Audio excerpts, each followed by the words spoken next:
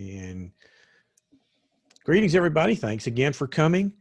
My topic this week, I played around with some ideas, but I really, something kind of came across my mind about the voice search aspect of what we're doing nowadays and how the voice assistants is such a popular topic. And so I realized that a lot of folks may not understand how to get their businesses listed, number one, in the voice search, and number two, how to then optimize that. So that's what I'm going to talk about today and try to give you some ideas how you can get plugged into the voice search assistant things, the Siris, the Alexas, and those guys, because they are a growing segment of our marketing plan, and we need to be need to understand how we can make best utilization of that. So let me share my screen.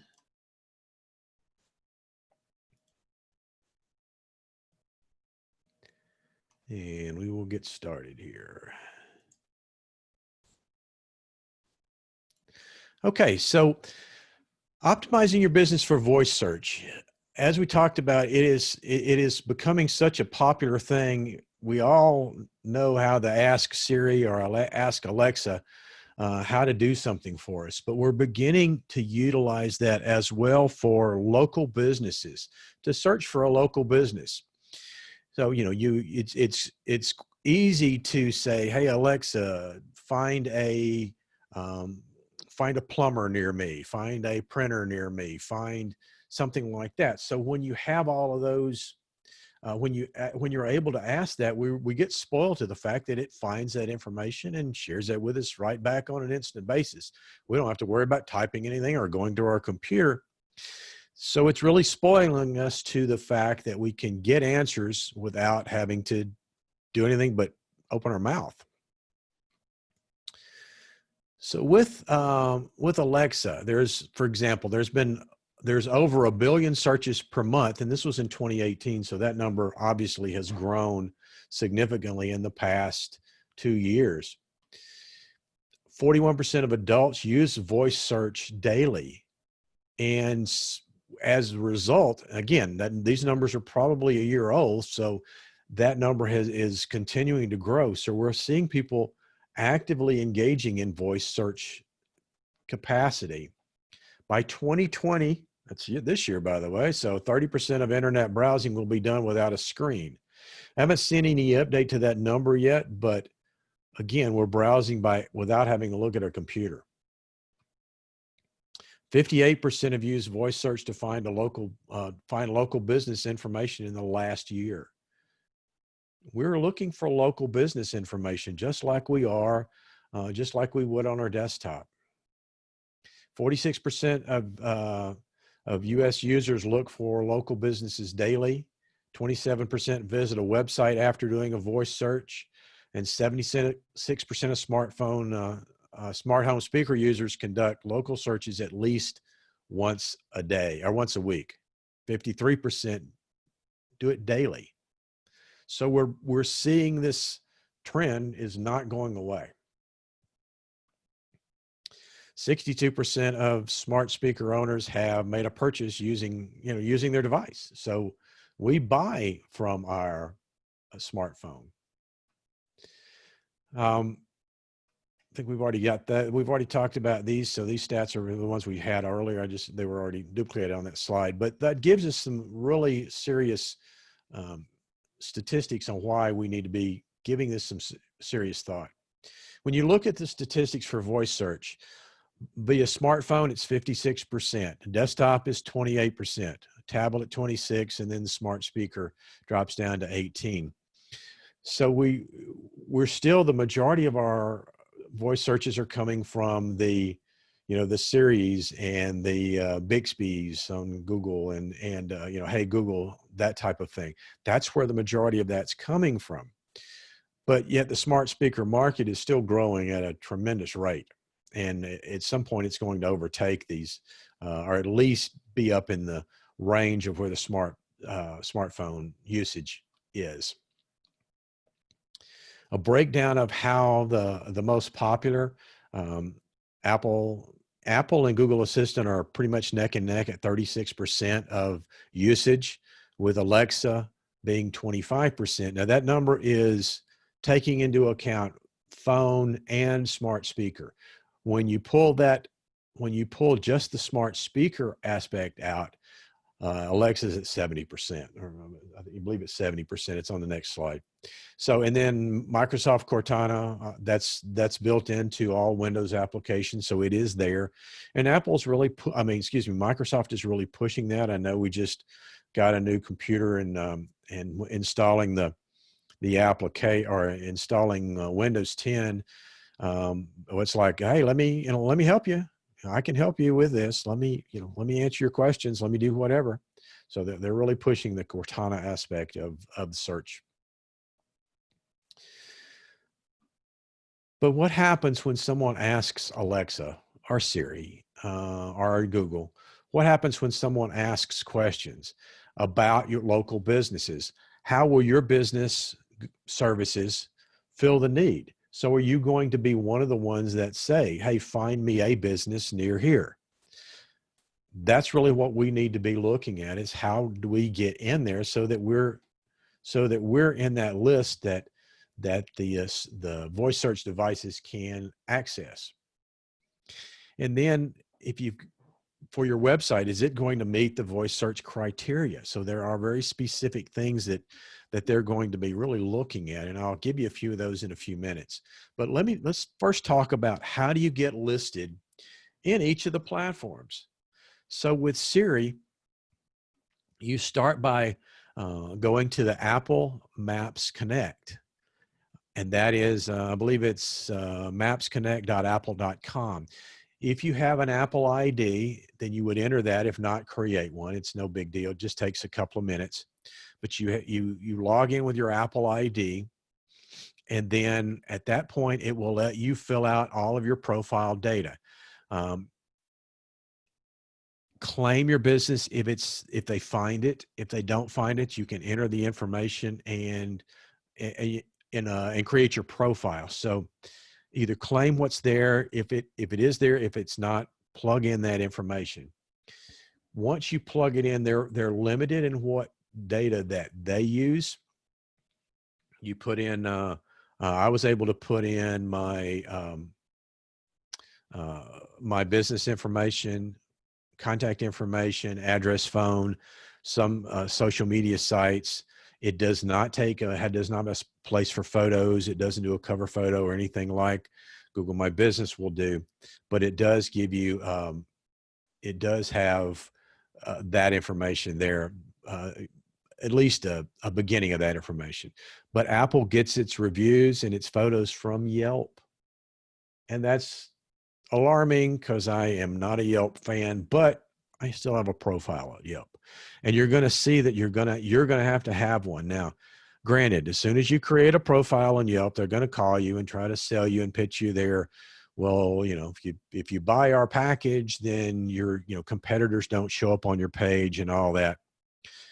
For some businesses, it is valuable. Where I see it working well is in personal service type of businesses, waxing salons, nail salons, hair salons. I see it working really well in obviously restaurants.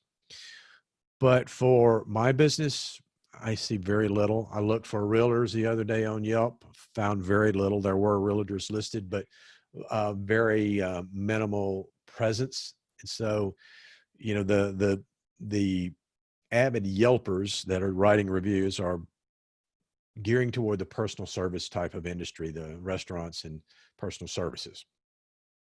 But you still need that profile there, because if Apple is going to be using it, and you're going to find a couple of others are pulling from there as well, then start your profile and have it as complete as possible. And it doesn't hurt if you want to go ahead and have, and try to direct some reviews as best you can toward Yelp.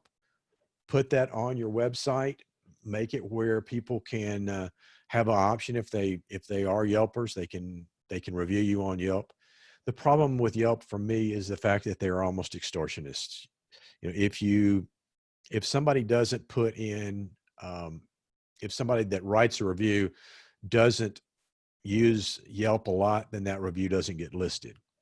If they write a negative review about you in Yelp, then that's almost always going to get listed, because Yelp thinks that negative reviews are true, whereas positive reviews that you may get within Yelp are asked for. You did something to promote or ask for those reviews, and so they may or may not show up.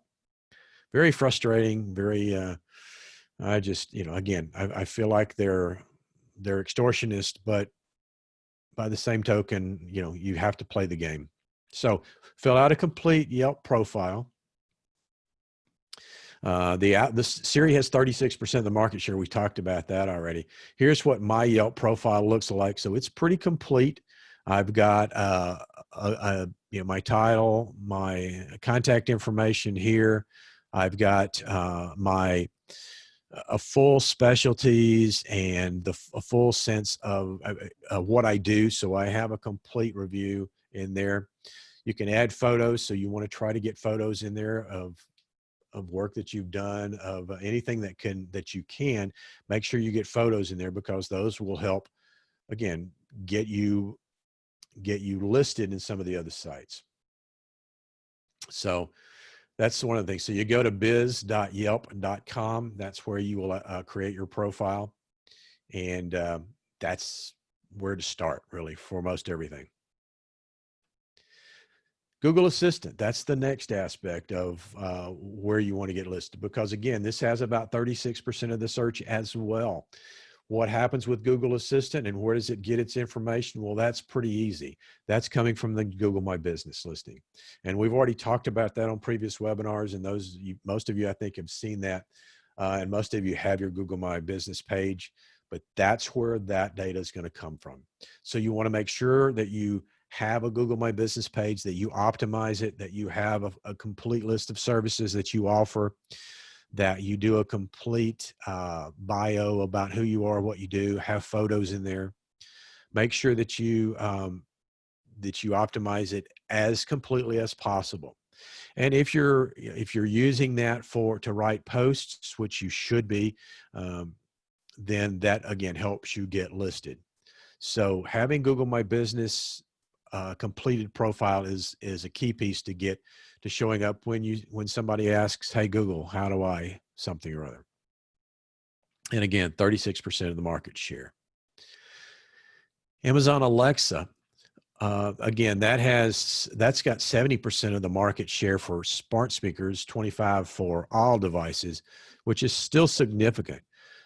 Alexa gets its data from Yelp as well. So we're getting a trend here that we got to play in the Yelp ballpark. It also gets some of its data now from Yext. And some of you may have dealt with Yext before. Yext used to be an aggregator service.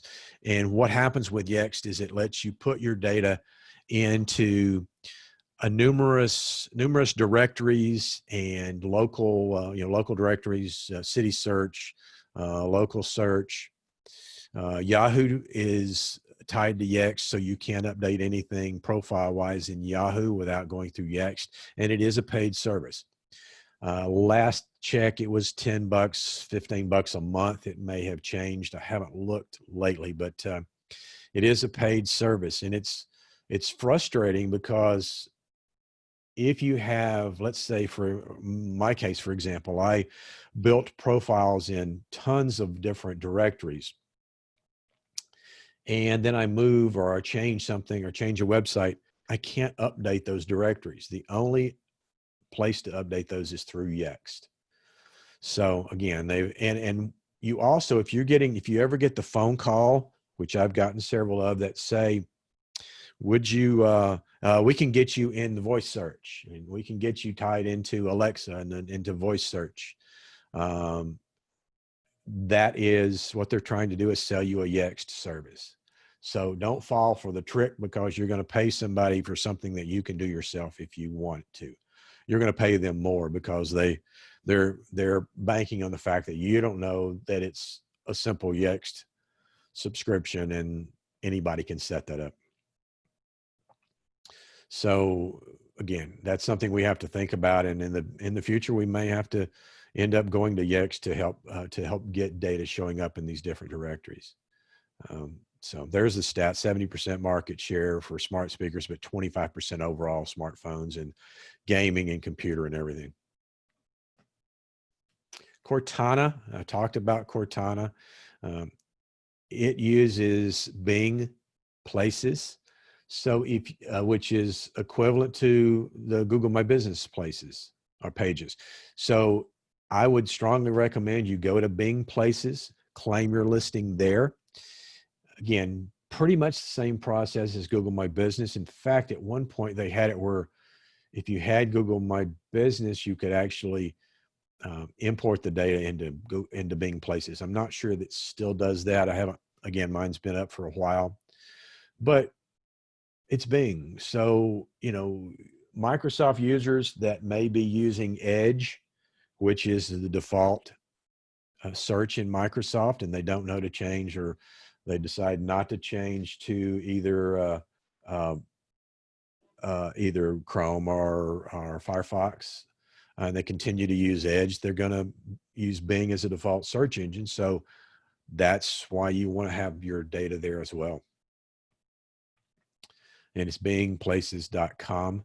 20% of the market share, but it's almost exclusively desktop. There is very little done on mobile devices with Cortana. And again, gets a lot of its data from Yelp. So Yelp is obviously connected with all of the big guns to try to push their service and make it something that we can't really ignore anymore. So what are the differences between voice search and traditional search? One of the things is the length of the query. Voice searches are 76% longer because we're asking questions. We don't say, Alexa, local plumber. No, we end up using a query that says, find a local plumber near me, and knowing your location, and then it goes out and does that. Or find a local plumber to that does water line repair, or find a local plumber that can do that can snake a drain. So we're asking more in-depth questions, and so that length of the query of the search is longer. But we're also thinking in terms of questions. So we use natural language, and we're thinking in terms of what questions are we asking, or better still, what questions are people asking to find your business? And having those questions in mind is going to really strengthen your ability to show up. It's that stronger intent. We optimize for the longer keyword phrase. Not as competitive, because obviously the shorter phrases that we used to use get eaten up fairly quickly, and the competition is very, very high. But in a longer keyword phrase, you have less competition. You have a better chance of being found for that competition. Local impact is major. Voice search is 3 times more likely to be used for a local purpose. So again, we got to be there. So where do you begin? Well, one of the places to start is on your website. You want to start with a frequently asked questions page on your website. If people are using voice search to ask questions, doesn't it make sense that you have a page that answers questions? Think of it this way. Somebody asks for, we'll go back to the plumber. How do I fix a leaky faucet? And you're a plumber, and on your website, you have a question that says, how do you fix a leaky faucet? Here's how. Google is going to find that, Alexa, whoever, Siri, they're going to potentially find that question, match it up with your answer, and now deliver your answer to the inquirer. Increases your chances of getting found. Content should be brief and easy to read. So when you write that content, don't write paragraphs and paragraphs of stuff. Make it brief and easy to read. think about this. When you ask, if you use your voice search devices and you ask a question, don't they give you a relatively concise answer? They don't go on with a paragraph or two of stuff. They give you a relatively concise answer because they're reading that brief answer that somebody's posted. So when you want to do keyword research, do your keyword research using voice rather than text. Don't go to Google and type in keywords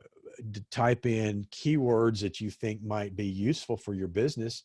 Ask your smart device and see what they give you back. What keyword searches brought traffic to your website? Look at those and see, if you can track where people came from and what they were asking, whether they came to your website, whether they called you. What are they asking? Turn those into questions. And there again, we're trying to build that question base that we have. You want to phrase frequently ask questions in first person. Remember, on all content, you've heard me say it multiple times, we're talking to one person. It is a customer-centered approach to your marketing. To optimize, Google answer box is where many queries come from. So when you can utilize and I don't really have time to go into the details on that, but I'll put some details together for that in the future. But if you can add questions into the Google answer box, that's where a lot of the questions come from. You're more likely to display when your site ranks well organically, where it has good SEO, where it uses short, easily digestible paragraphs, how-tos or answers questions. It's optimized for long tail keywords, and then it contains lists that Google's able to understand. Utilizing short, sweet lists, always important. Make sure your Google My Business page is optimized. We've already covered that in past weeks, so you definitely do that. And then evaluate the content on your website. And how well does it perform? Does it have those questions covered in there? And there is some, again, it's a little more complicated topic and don't have really time to flesh it out now, but in future, again, I'll reference it. But you can actually build your questions into the back end of your website using data that only the search engines read. It's what's called JSON data. And when you put that kind of data in the back end with your questions, it makes it search engine readable, and it lets them know that this is something that we might want to look at. And again, natural form conversation as always with everything. So don't talk in technical jargon. Use language that your browser would understand. So I know that was a lot of information, and hopefully you got some good tips on there. Definitely go get yourself signed into the Apple Maps, the Apple Connect. If you don't have a Bing Places page, make sure you get that added, and then make sure you get your Yelp profile filled out. Again, I know you're going to get phone call from Yelp trying to pitch you stuff, and it's your call out of their pricing is probably 30 to 40 bucks a month, 300 to 400 bucks a year. They're going to promise you that they'll take your competitor off there. But the thing that I object to most of all with them is the fact that I had a particular client that was a nail salon using Yelp, and they when he stopped using, he had a 5-star review. He had like 30 5-star reviews. And when he stopped using Yelp, all of a sudden he had 3 or 4 bad reviews populate onto his page. Coincidence? I think not. But anyway, that's my feeling about that. But again, it's where data is being fed from, so you've got to have it there, at least the free profile.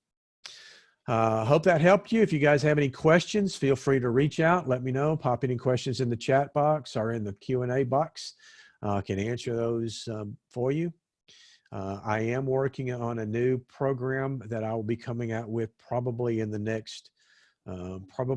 the next month or so.